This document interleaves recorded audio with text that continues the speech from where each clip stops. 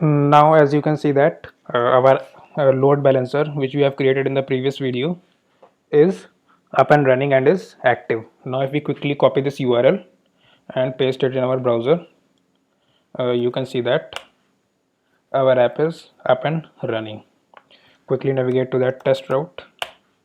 So our app is working perfectly fine. Now as a next step, what you can do, you can just map this domain to any of your custom domains like some api dot some domain.com. You can do this by quickly navigating to route 53.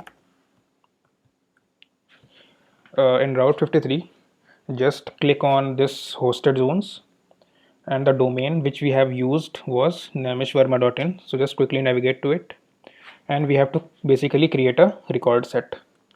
You can give any name of any subdomain like api.nameshvarma.in.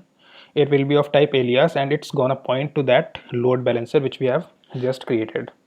So just quickly create it. If we quickly navigate to it, in my point of view, it's gonna take some time.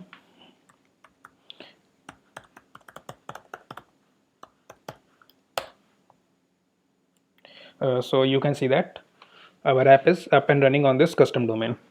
If we navigate to this test route, so you can see that our app is working perfectly fine without that port 3000.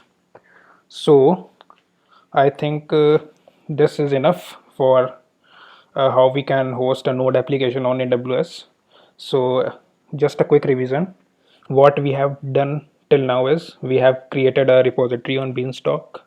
We have added the SSH key of Beanstalk to the authorized key in file in the EC2 instance. Then we have pushed our code to the Beanstalk. From there, we created one deployment environment and a server. After creating that deployment environment, we have deployed our code from Beanstalk to the EC2 instance. In the EC2 instance, we have installed PM2, that is Process Manager for Node.js, to just start our app and keep it running. We have installed it, ran our app, and it was running on that IP address colon that port. Now to just remove that port, we have created one load balancer and target group. So I think it's enough for this series. And if you want some more topics in AWS, like how we can create those SSL certificate that we have used in that load balancer of this domain, nameshvarma.in, you can let me know in the comment section. I can surely cover that in some separate video.